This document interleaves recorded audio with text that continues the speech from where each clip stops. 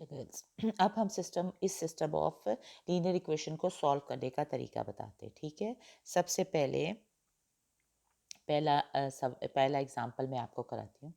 अगर ये सिस्टम दिया हुआ है 2x plus 5y minus z is equal to 5 and second equation है 3x plus 4y plus 2z is equal to 11 and x plus 2y minus 2z is equal to -1। आपको कहा गया कि ये इक्वेशन सॉल्व करें with the help of matrices. System of equation है, देखो 1 2 3 equations दी हुई हैं, 3 वेरिएबल्स में हैं और तीनों इक्वेशंस जो हैं लीनियर हैं और तीनों इक्वेशंस में जो कांस्टेंट पार्ट है वो नॉन ज़ीरो है।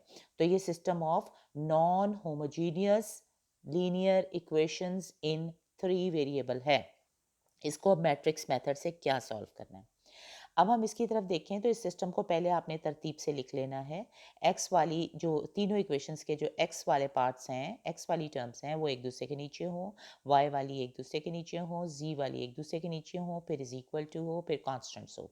ठीक है, सबसे पहले तो इसकी नॉर्मल तरीके से पहले आपने लिख लेना है, यहाँ पे आपको लिखा हुआ दिया।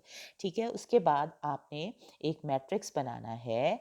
ठीक है, और उसमें क्या करना है, जो कोएफिशिएंट्स हैं उनको तरतीब से लिख लें। तरतीब वाई एक्स के कोएफिशिएंट, y का कोएफिशिएंट, z का कोएफिशिएंट, फिर एक डॉटेड लाइन लगाएं, फिर कांस्टेंट। ठीक है, सिमिलरली डॉटेड लाइन के बाद कांस्टेंट्स लिखे जाएंगे। हर इक्वेशन की जो z वाले पार्ट्स यानी तीसरे वेरिएबल के हैं वो अपने ही नीचे यानी कॉलम्स में लिखे जाएंगे, y वाले अपने कॉलम्स में लिखे जाएंगे और x वाले के कोएफिशिएंट्स अपने अपने कॉलम में लिखे जाएंगे। इस तरतीब से जो आप मैट्रिक्स बनाएंगे उसे कहेंगे ए बी, या इसका नाम है ऑगमेंटेड मैट्रिक्स। ठीक है, अब ये सिस्टम को देख लें। ठीक है, इस सिस्टम ऑफ इक्वेशंस के साथ ये जो कोएफिशिएंट्स का मैट्रिक्स है उसका नाम ए होता है। जो ये जो आप कोएफिशिएंट्स और कांस्टेंट्स का मैट्रिक्स बनाते हैं इसको कहते हैं हम ए बी, और इसका नाम होता है ऑगमेंटेड मैट्रिक्स। कोएफिशिएंट के मैट्रिक्स को क्या कहते हैं, ए, और बना लेते हैं, मतलब नाम हमने दिया। और जो कोएफिशिएंट्स प्लस कांस्टेंट्स का जो मैट्रिक्स, इस तरह हम कंबाइंड मैट्रिक्स बनाते हैं, डॉटेड लाइन से बताते हैं कि ये यहाँ वाला ए रिवर्स जो है वो कांस्टेंट्स का है और बाकी सारा ए है, उसको कहते हैं ए बी या ऑगमेंटेड मैट्रिक्स। ठीक हो गया, सबसे पहले क्लियर हो गया। उसके बाद आपने जो ऑगमेंटेड मैट्रिक्स में ए वाला पार्ट होता है यानी यहाँ तक वाला पार्ट, रोज और कॉलम्स में जो लिखा हुआ होता है, ठीक है, उसको आप रिड्यूस्ड एशेलॉन फॉर्म रो ऑपरेशंस के ज़रिए कन्वर्ट करते हैं, या आप पहले भी करके आए हैं, करेंगे। पहला स्टेप क्या होगा, आपने ऑगमेंटेड मैट्रिक्स बनाना होगा।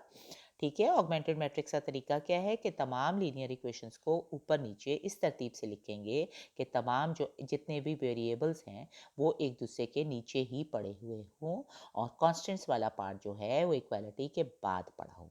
ठीक हो गया, उसके बाद आप ऑगमेंटेड मैट्रिक्स बनाएंगे, उसमें क्या करेंगे कोएफिशिएंट्स तरतीब के साथ कॉलम्स बनाते जाएंगे।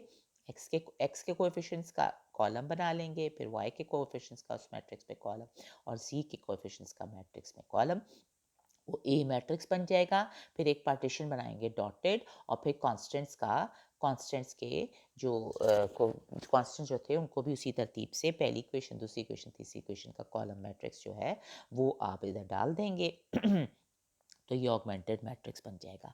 फिर इस ऑगमेंटेड मैट्रिक्स में जो कोएफिशिएंट्स का मैट्रिक्स है उसको आप रिड्यूस्ड एशेलॉन रो फॉर्म में करेंगे, यानी रो ऑपरेशंस करके आप उसको करेंगे।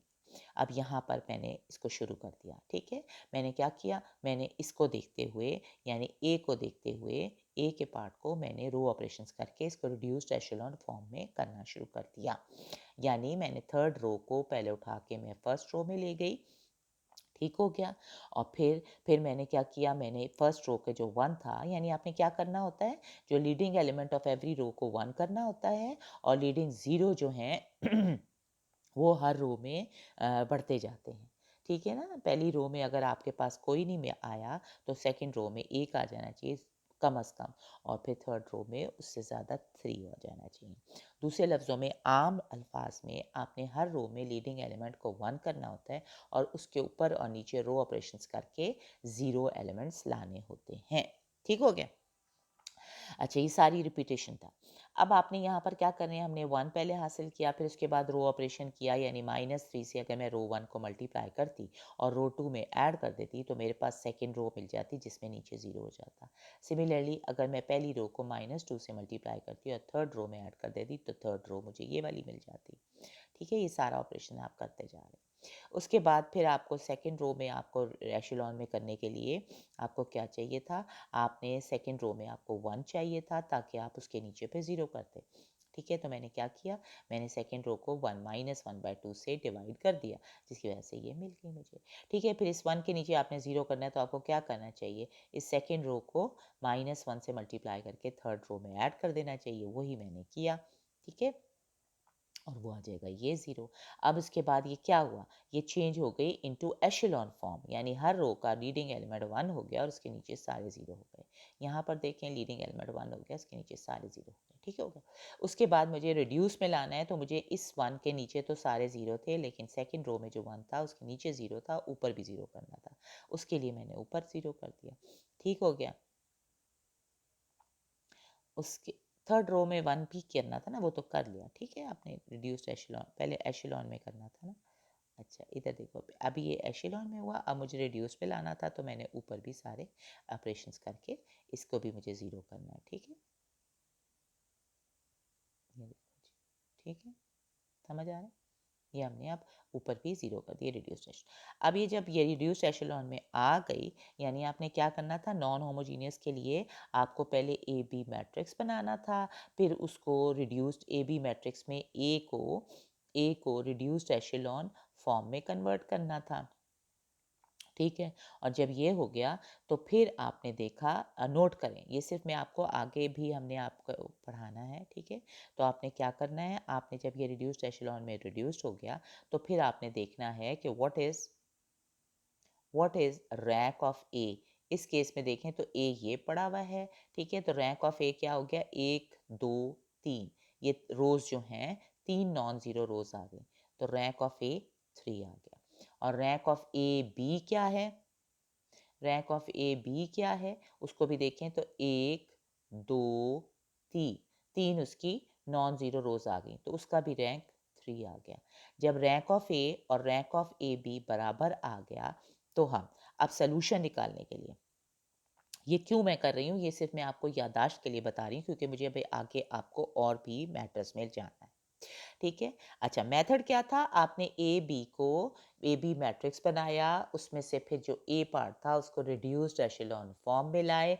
उसके बाद आपने जो थर्ड स्टेप करना था वो क्या था, ये तो एक बीच में एक पार्ट था कि मैंने आपको सिखा दिया। ठीक है, तो फिर आपने क्या करना है, आपने उठा के सिर्फ सब्सटीट्यूशन कर देनी है और वैल्यू आपकी निकल आएगी। कैसे, यहीं पर कर लेती हूँ ताकि आपको समझ आए। ठीक है, ये रिड्यूस्ड एशेलॉन में जब आपने कन्वर्ट कर दिया, हम्म, ठीक है, रिड्यूस्ड एशेलॉन में कर दिया तो आपने पहली रो को उठाना है। ठीक है, तो आप कहेंगे उसमें पहली रो में 1 पड़ा हुआ था, 1 पड़ा था, 0 0 पड़ा हुआ था, और तीसरा जो पार्ट था वो -1 पड़ा हुआ था, यूँ था ना। और दूसरी में था 0 1 था, फिर पता नहीं 0 था, और ये पड़ा हुआ था 2, और तीसरे में 0 0 1 पड़ा हुआ था, और मेरे ख्याल 3 पड़ा हुआ था, आई थिंक 3 पड़ा हुआ था। ठीक है, ये आपको खूबसूरती के लिए दिखा, ये हो गई थी।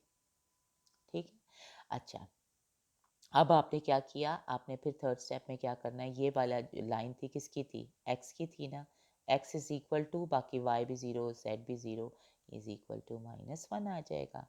वाई आपके पास 2 आ जाएगा, यहाँ देखो सिर्फ वाई का एलिमेंट मिलेगा आपको, वाई कॉलम सेकंड का था और जेड जो था थर्ड का था। इस तरह आपका ये इक्वेशन सॉल्व हो गई।